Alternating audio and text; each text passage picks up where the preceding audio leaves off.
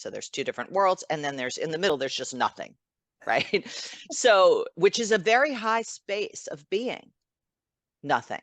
Most people can't tolerate nothing for very long, but that's a super, super high evolved place to get to, nothing. And it's the only place you can create from. You can't create on top of something.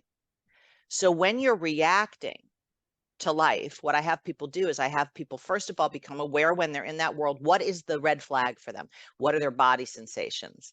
What's the mood? What are the thoughts that come along with being in that world of reaction? So once they can start to get good at identifying those tells or red flags, as I call them, then they can catch before they go down the road of being messable with or reacting. They can catch themselves and take a moment, because once you're down that road, it's very hard to pull yourself out of it. It just takes so much muscle. And if your muscle is new, and it just takes too much.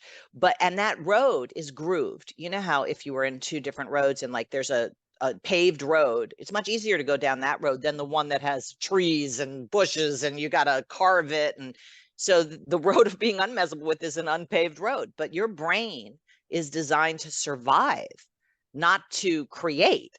So you're surviving life going down the familiar path of reacting to whatever is happening or whatever you're thinking like that. So first you catch it, then you come up with some physical activity to intervene in it.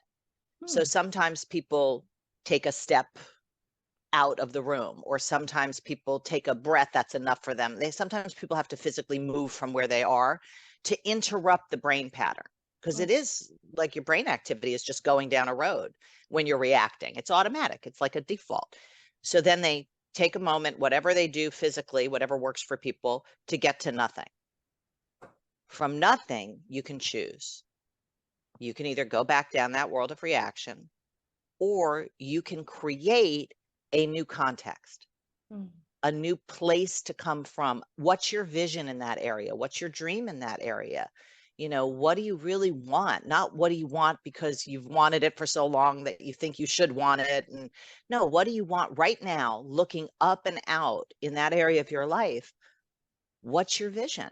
And then act from that place versus the place of reaction.